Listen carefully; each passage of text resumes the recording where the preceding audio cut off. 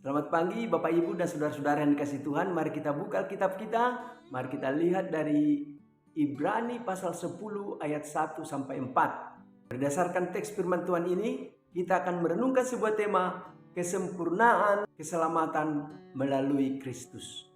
Kalau kita memperhatikan teks kita pagi ini, disebutkan bahwa hukum Taurat hanya menyediakan bayangan dari keselamatan yang akan datang dan tidak dapat menyempurnakan orang-orang yang mengambil bagian di dalamnya.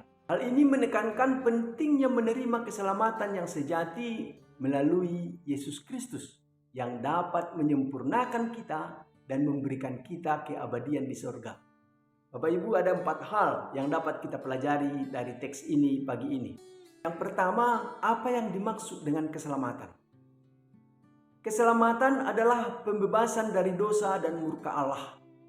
Ini adalah hadiah yang diberikan oleh Allah kepada kita secara gratis karena kasih karunia-Nya. Kita tidak dapat memperoleh keselamatan dengan cara apapun kecuali dengan menerima kehendak Allah melalui percaya kepada Yesus Kristus. Yang kedua, mengapa kita memerlukan keselamatan? Kita memerlukan keselamatan karena kita semua orang berdosa dan merasa terasing dari Allah. Dosa kita, saudara, memisahkan kita dari Allah dan menyebabkan murka Allah. Tetapi keselamatan memungkinkan kita untuk terhubung kembali dengan Allah dan dapat kembali berdamai dengan Allah. Yang ketiga, bagaimana cara kita menerima keselamatan? Kita dapat menerima keselamatan dengan percaya kepada Kristus sebagai juru selamat kita.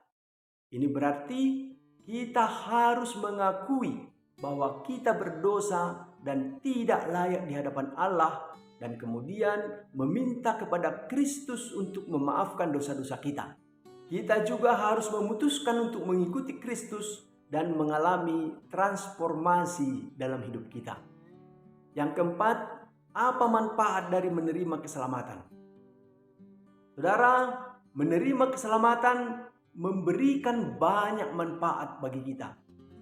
Kita akan merasa damai dengan Allah dan merasa diterima oleh-Nya.